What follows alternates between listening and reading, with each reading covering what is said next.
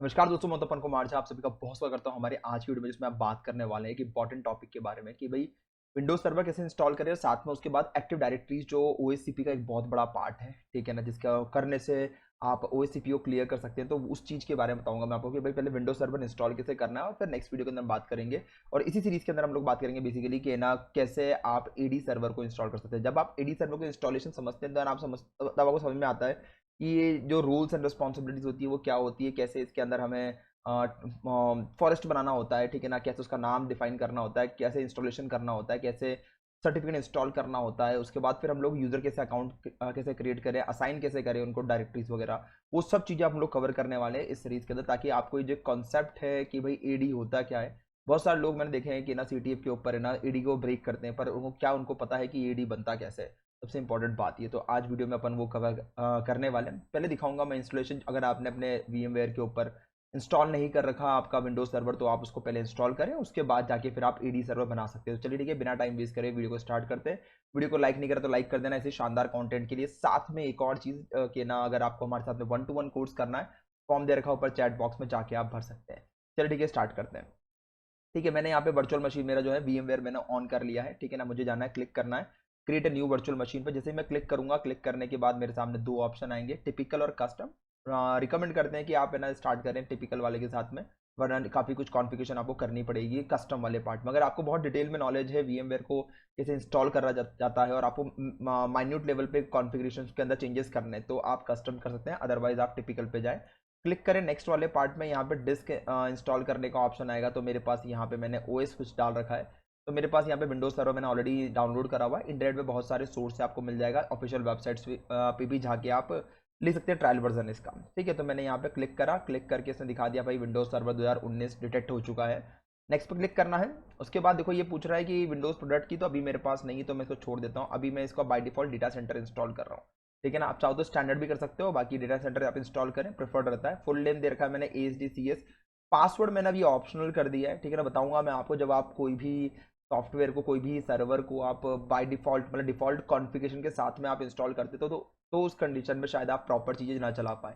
ED server के अंदर भी सेम ऐसा ही होगा। अगर आप अपने एडमिनिस्ट्रेटर पे आपने पासवर्ड सेट नहीं कर रखा, जो लोकल एडमिनिस्ट्रेटर होता है उसमें आपने पासवर्ड सेट नहीं कर रखा, तो उस कंडीशन में वो आपको आगे बढ़ने नहीं देगा। वो कैसे सारे इश्यूज होते हैं, बहुत सारे लोगों को इशू आते हैं एडी सर्वर इंस्टॉल करने के दौरान, क्योंकि वो बेसिक चीज़ें जो होती है ना वो क्लियर नहीं होती, जिसकी वजह से वो आगे नहीं बढ़ पाता। It's a systematic process. पहला वाला कंप्लीट होगा, उसकी चेकलिस्ट कंप्लीट होगी, तभी जाके आप नेक्स्ट लेवल पे बढ़ सकते हैं। तो वो सब भी बताऊंगा मैं आपको कहाँ कहाँ पे आपको इशू हो सकता है, ताकि आपको एरर को आइडेंटिफाई करने में ईजी हो जाए। ठीक है, अभी मैं यहाँ पे कोई पासवर्ड नहीं डाल रहा हूँ, नेक्स्ट पे क्लिक करता हूँ। ठीक है, ओके कर देता हूँ। अब इसने दे दिया कि मुझे अपनी इस ड्राइव के अंदर दिखा रहा है, ठीक है। तो मैं इसको यहाँ पे रोक के पहले एक बार, तो मैंने यहाँ पे एक फोल्डर बना लिया और उसके अंदर मैं इसको सेव करने वाला हूँ। ओके करता हूँ मैं यहाँ पे, ठीक है, मैंने डाल दिया। नेक्स्ट पे क्लिक करता हूँ। उसके बाद बता रहा हूँ, देखो यहाँ पे क्या है कि ये 60 GB लेगा, ठीक है ना। 60 GB इसको मिनिमम रिक्वायर्ड है, तो आप इसको ऐसे ही चलने दें।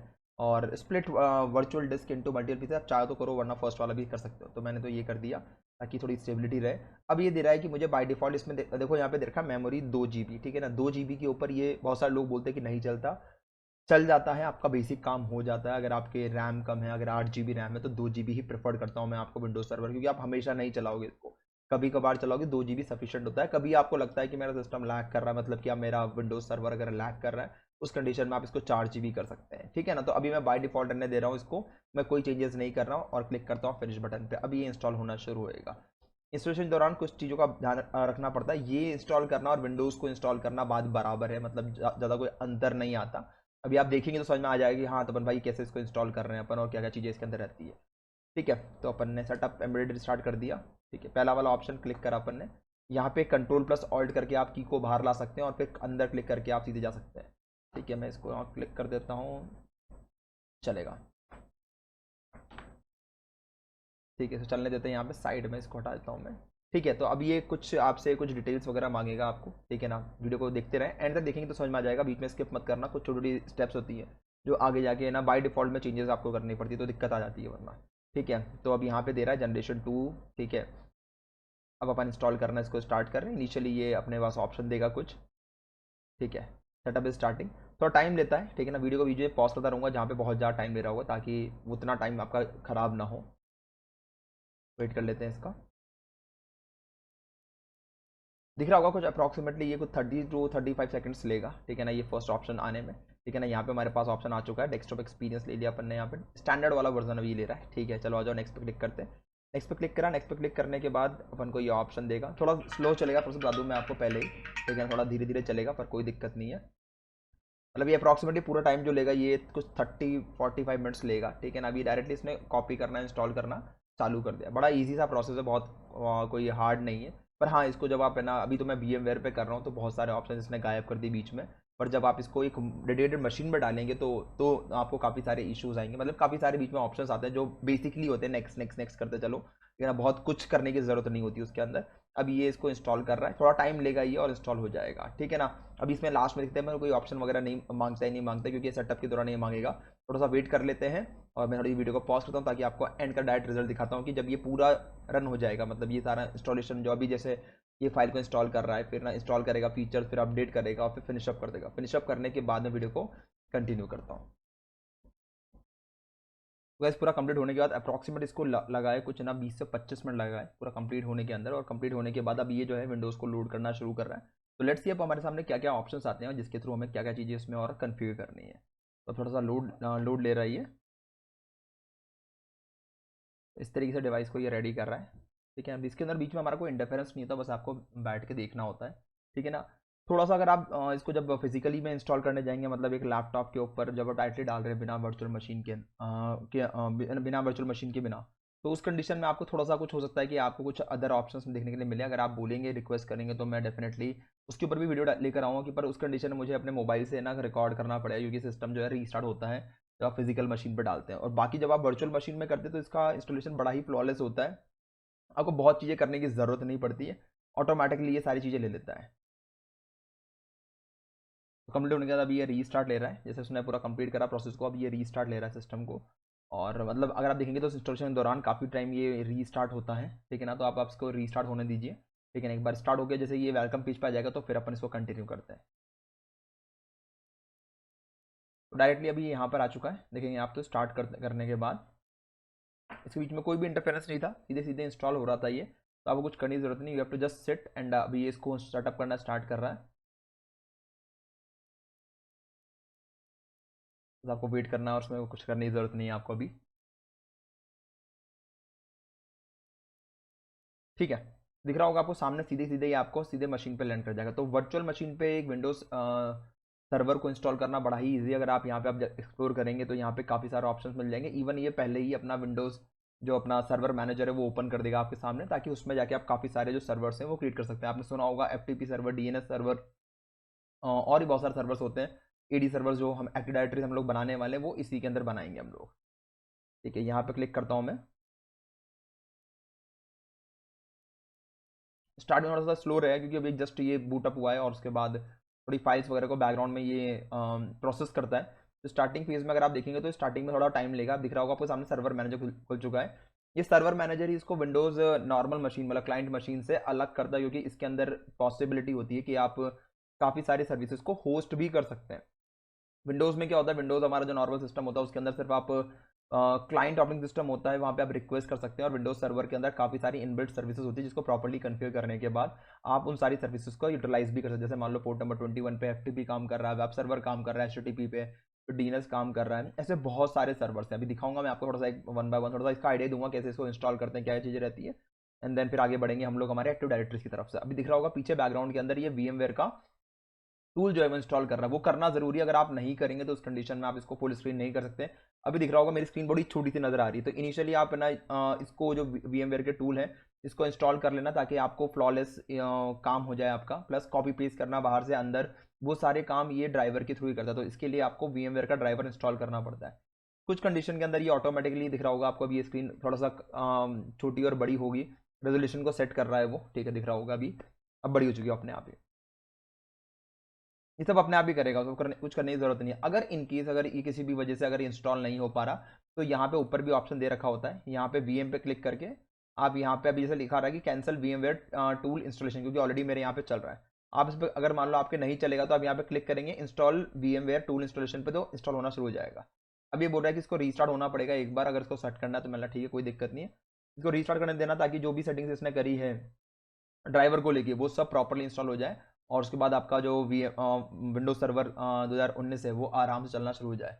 अब कुछ लोग ऐसा बोलेंगे सर अभी और लेटेस्ट भी तो आ रहा है, उस पर आप कर लेते हैं। नहीं, तो ऐसा है कि ना, अगर आपको सिर्फ प्रैक्टिकल सॉर्ट ऑफ करना है तो आपको कोई सा भी चल जाएगा। मतलब जब भी आप कुछ सर्च करें तो हमेशा उसी वर्जन स्पेसिफिक सर्च करना, क्योंकि वर्जन टू वर्जन चीज़ें वेरी करती है, कुछ कमांड्स भी वेरी करते हैं, ठीक है। तो अगर आप विंडोज सर्वर 2019 पे सर्च अपने इंस्टॉल करा है तो आप उसी पे चीज़ें जो हैं वो सर्च करना। एक बार इसको रीस्टार्ट होने देते हैं और फिर देखते हैं कि ना हमारा जो वर्चुअल मशीन कैसा नजर आता है। वर्चुअल मशीन हूबहू आपको लगेगा जैसे कि आप ना मेन मशीन पे ही काम कर रहे हैं। अभी दिख रहा होगा आपको ASDCS आ गया यहाँ पे सामने, और session local preparing Windows directly login होगा, क्योंकि अभी हमने इसमें पासवर्ड सेट नहीं करा। अब मैं धीरे धीरे इसके अंदर सारे कॉन्फ़िगरेशन करूंगा आगे। पहले एक बार यहाँ पे देख लेता हूँ। ये जैसे स्टार्ट होगा ऑटो स्टार्ट के ऊपर है ना, आपका विंडोज सर्वर मैनेजर आपके सामने खुल जाएगा। इसके अंदर डायरेक्टली जाके आप सारी कॉन्फ़िगरेशन वगैरह कर सकते हैं आपके सर्विसेज के रिलेटेड, है ना। अगर आपको इसको ओपन भी करना तो स्टार्ट पर क्लिक करके भी ऑप्शन आता है। ये रहा सर्वर मैनेजर, यहाँ से कर सकते हैं, यहाँ से कर सकते हैं, बहुत सारे ऑप्शन दे रखे हैं, ठीक है ना। कहीं से भी आप विंडोज सर्वर मैनेजर को ऑन कर सकते हैं, और ऑन करने के बाद इसी के अंदर सारी सर्विसेज होस्ट होती है। मतलब कि हैक करने से पहले अगर आप जिस चीज़ को हैक करने वाले हैं उसके बारे में पता होना चाहिए कि चलता कैसे, कैसे ये वर्क करता है। इसलिए मैंने ये विंडो मतलब ये सीरीज लेकर आया जिसके अंदर आपको सर्वर कैसे कन्फिगर करें, FTP कैसे करें, DNS कैसे करें। उसके अलावा बहुत सारे सर्वर्स होते हैं, इसके बता दूं मैं आपको कि उन सारे सर्वर को कैसे इंस्टॉल करना है। अब दिख रहा होगा आपके सामने, यहाँ पे दे दिया है इसने कि ना आपके सामने डैशबोर्ड दे रखा है। डैशबोर्ड पे आपका पूरा चीज़ आ जाएगा।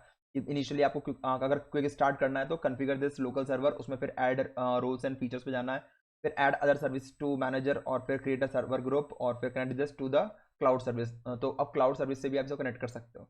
लोकल सर्वर जो आपके यहाँ पे रन करेंगे वो नजर आ जाएगा, ठीक है ना। ये दिख रहा होगा सर्वर के बारे में कुछ बेसिक इन्फॉर्मेशन, कंप्यूटर का नाम आ गया आपका, ठीक है ना, वर्क ग्रुप आ गया मेरा, ठीक है ना। उसके बाद मैंने लास्ट इंस्टॉल अपडेट का पता था, मैंने इंस्टॉल ही नहीं करा अभी तो मैंने जस्ट इंस्टॉल करा है, ठीक है ना। तो उसका अपडेट आप इंस्टॉल कर सकते हैं विंडोज अपडेट का यूज़ करते हुए। लास्ट कब चेक करा था, तो बेसिक इन्फॉर्मेशन आपको मिल जाएगी यहाँ पे सर्वर के बारे में। रियल टाइम प्रोटेक्शन मेरा ऑन है। उसके अलावा फीडबैक एंड डायग्नोसिस मेरी सेटिंग्स पर क्लिक कर सकता हूँ मैं चेक करने के लिए, ठीक है ना। और भी चीज़ आपको यहाँ पे मिल जाएगी। प्रोडक्ट की ID इसने दे दिया है यहाँ पे।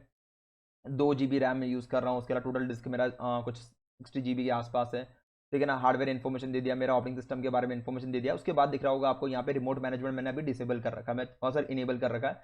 रिमोट डेस्कटॉप मैंने यहाँ पे डिसेबल कर रखा है। मैं चाहूँ तो डायरेक्ट क्लिक करके यहाँ से इनेबल कर सकता हूँ। मैं निक टीम जो है वो मैंने डिसेबल कर रखा है। ईथरनेट पे मेरा भी ये काम कर रहा है, ठीक है ना। असाइंड बाय DHCP, DHCP मेरे इसमें रन कर रहा है। DHCP होता है डायनामिक होस्ट कॉन्फ़िगरेशन प्रोटोकॉल, जो ऑटोमेटिकली IP एड्रेस लेने का काम आता है, ठीक है ना। राउटर में प्रोटोकॉल होता है जिसके थ्रू हम लोग IP एड्रेस लेते हैं ऑटोमेटिकली। और IP वर्जन 6 भी इनेबल कर रखा है मैंने इसके अंदर। तो ये सब चीज़ें आपको यहाँ मिल जाएगी। नीचे अगर मैं आऊँ तो आपको इवेंट के बारे में पता चलता है कि भाई क्या क्या हो रहा है इसके अंदर। यहाँ दिख रहा होगा कि जो भी सर्विसेज चल रही हैं, क्या लॉग्स वगैरह आ रही है, तो वो सब यहाँ पे मेंटेन होता है। तो मतलब सर्वर की लॉग्स जो है वो आप यहाँ पे देख सकते हो। ये पूरा दे रखा है, वार्निंग लॉग्स वगैरह, जिस टाइप की सेवेरिटी है उस टाइप को दिख जाएगा आपको। सर्विस के बारे में आपको जानकारी यहाँ पे मिल जाएगा, कौन सी सर्विस चालू है, कौन सर्विस बंद है, वो सब चीज़ें आपको इधर नजर आ जाएगी। इस तरीके से परफॉर्मेंस के बारे में भी आपको यहाँ पे मिल जाएगा, दिख रहा होगा। पर थोड़ा सा अभी ना इसको टाइम चाहिए होगा, जब चलेगा तो फिर आपको CPU भी नज़र आएगा, फिर आपको और चीज़ें भी नज़र आएगी। परफॉर्मेंस भी आप यहीं पे जाके चेक कर सकते हैं लोकल सर्वर में, ठीक है। तो इस तरीके से आपका रहता है। Even upon file and storage server यहाँ पे दे रखा है, तो क्या क्या मतलब क्या आपका स्टोरेज वॉल्यूम क्या है आपका, उस हिसाब से आप यहाँ पे फिर आगे फर्दर जो प्लानिंग करनी है आपको कि क्या मुझे शेयरिंग करनी है, वो सब आप यहाँ पे कर सकते हैं, ठीक है ना। तो डिस्क दे रखा है मेरे पास 60 GB का है। GPT मेरा पार्टीशन दे रखा है, ठीक है ना। बाकी ऐसे यहाँ पे गिवन है। स्टोरेज के लिए मैंने अभी कुछ डाला ही नहीं है इसके अंदर, ठीक है। तो इस तरीके से आप यहाँ पे कर सकते हैं। अगर आपको कोई भी सर्वर इंस्टॉल करना है, जैसे मैंने बोला FTP सर्वर इंस्टॉल करना है, अभी आगे हम लोग AD पे काम करेंगे। मैं इसी सीरीज के अंदर आपको 3 4 5 सर्वर, जो कॉमन वेब सर्वर हो गया आपका, है ना, विंडोज सर्वर जो होता है जो हम होस्ट करते हैं 80 के ऊपर। तो कुछ सर्वर जो कॉमन हम लोग है ना हैकिंग के दौरान यूज़ करते हैं और ना टेस्टिंग के दौरान हम लोग यूज़ करते हैं, वो आपको पता होना चाहिए कैसे इंस्टॉल करते हैं। तो वो चीज़ भी मैं इसी सीरीज में डाल दूंगा, विंडोज सर्वर वाली सीरीज में, ताकि आपको पता चल जाए कैसे उसको करना है। वंस यू अंडरस्टैंड कि इसको इंस्टॉल कैसे करना है, यू नो कि ना वहाँ पे चैलेंजेस क्या क्या आते हैं और कौन कौन सी डिफॉल्ट कॉन्फ़िगरेशन रहती है। आपको बेस पता होना चाहिए उस पर्टिकुलर मशीन का, जिस मशीन को आप अटैक करने वाले हैं। अगर आपने इस पर काम करा तो आपको कहना जनरिक ओवरव्यू आ जाएगा कि हाँ यार सर्वर जो है ना बेसिकली ऐसे रन करता है और ऐसे ही ये इंस्टॉल होता है। तो वो आप काफ़ी लॉजिक बिल्ड करने में काफ़ी हेल्प करेगा। यहाँ पे जाना है आपको मैनेज के ऊपर, और यहाँ पे देखा है ऐड रूल्स एंड फीचर्स। यहाँ पे क्लिक करने के बाद अब आपका यहाँ पे सर्वर पे आप कोई भी सर्विस इंस्टॉल करना चालू कर सकते हैं। बाय डिफॉल्ट यहाँ पे क्लिक करेंगे, नेक्स्ट पे क्लिक करते हैं। फिर देखा कि role base and feature base installation करना है, या फिर आपको रिमोट डेस्कटॉप सर्विस इंस्टॉलेशन करना है, तो मैं रोल बेस करने वाला हूँ। नेक्स्ट पे क्लिक करा, आप दिख रहा होगा आपको यहाँ पे आपको क्या किसको सेलेक्ट करना है, तो सर्वर के पूल से सेलेक्ट करना है या फिर आपको वर्चुअल डिस्क सेलेक्ट करनी है। तो मैंने बोला फ्रॉम अ पूल मेरे पास अभी सिर्फ एक सर्वर पूल है मेरे पास, मेरा जो करंट सर्वर है वही रन कर रहा है, उसका आईपी एड्रेस दे दिया, उसका ऑपरेटिंग सिस्टम दे दिया इसने, उसका नाम दे दिया। नेक्स्ट पे क्लिक करता हूँ, उसके बाद देखो अब यहाँ पे मेरे पास में सारे ऑप्शन आ गए, दिख रहा होगा आपको यहाँ पे एक्टिव डायरेक्टरीज का आ गया, एक्टिव डायरेक्टरी डोमेन, यहाँ पे जाके मैं इसको अब यहाँ पे ऐड करता चलूंगा, मैं इसको इंस्टॉल करता चलूंगा तो बहुत सारी चीजें, इवन डीएससीपी सर्वर दे रखा है यहाँ पे, दिख रहा होगा आपको, ये डीएससीपी सर्वर के टूल्स में यहाँ पे डाल सकता हूँ, ऐड कर सकता हूँ फीचर के अंदर, डीएनएस दे रखा है यहाँ पे आपके सामने, दिख रहा होगा डिवाइस हेल्थ एसोसिएशन दे रखा है, ये भी एक सर्विस दे रखी है यहाँ पे, फैक्स सर्वर दे रखा है यहाँ पे, उसके अलावा फाइल के लिए दे रखा है, स्टोरेज दे रखा है, ठीक है ना, और भी दिख रहा होगा आपको काफी सारे इसमें दे रखा है, नेटवर्क एंड डॉक्यूमेंट सर्विस दे रखा है यहाँ पे, आईआईएस सर्वर दिख रहा है ना आपको, वेब सर्वर जिसे हम बोलते हैं, वो यहाँ पे दे रखा है, तो ये भी आपको मिल जाएगा इसी के अंदर, सारी चीजें आपको इसी में मिल जाएगी, ठीक है ना, तो आपको कुछ अलग से करने की जरूरत नहीं है।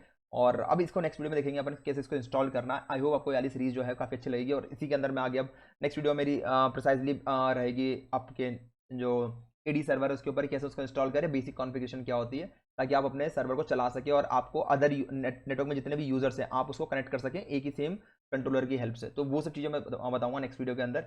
आई होप आपको अच्छी लगी होगी वीडियो, अच्छी लगी वीडियो तो प्लीज़ लाइक करना मत भूलना वीडियो को, साथ में सब्सक्राइब कर लेना ताकि आने वाली वीडियोस की नोटिफिकेशन मिल जाए आपको टाइमली। और जिसको 1-to-1 कोर्स करना भाई मैंने ऊपर फॉर्म देखा है चैट बॉक्स में, जाके आप भर सकते हैं।